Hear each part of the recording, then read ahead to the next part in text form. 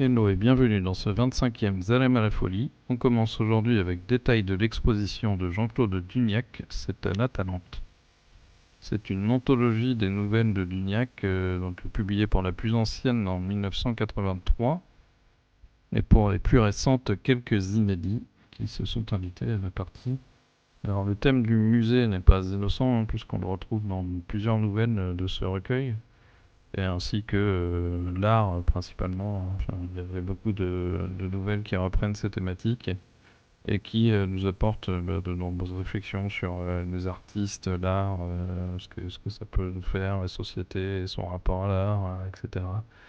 Et tout ceci en empruntant des différents genres de l'imaginaire. On passe de l'anticipation à l'horreur en passant par le fantastique.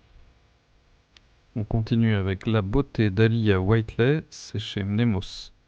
Alors c'est probablement une des lectures les plus dérangeantes et étranges que j'ai faites cette année, en tout cas, avec cette novella, La beauté, qui part d'un concept post-apocalyptique où il n'y a plus de femmes dans le monde.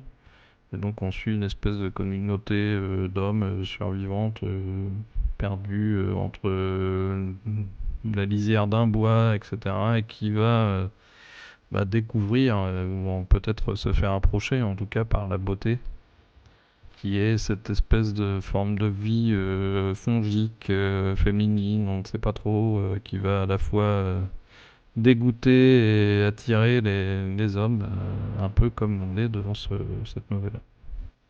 On termine pour aujourd'hui avec Ornithomaniacs de Daria Schmidt, c'est dans la collection Un livre de chez Dupuis. Après La tête de mort venue de Suède, Daria Schmidt nous propose ici ce qui pourrait tout à fait devenir un classique de la bande dessinée, tant le travail graphique, l'univers, l'histoire sont vraiment captivantes. Et à la manière d'un Alice qui nous fait voyager dans un monde un peu onirico-fantastique, un peu dérangeant aussi parfois. Enfin, il y a vraiment un travail exceptionnel qui a été fourni par Daria Schmidt dans cette bande dessinée. Alors, qui s'inscrit un peu dans la lignée de Alice par exemple, ou même peut-être d'un Philémon parfois. Enfin, il y a une espèce de côté très, très onirique comme ça, très, très plaisant, un peu dérangeant aussi parfois dans le graphisme. Et vraiment de quoi en faire un classique.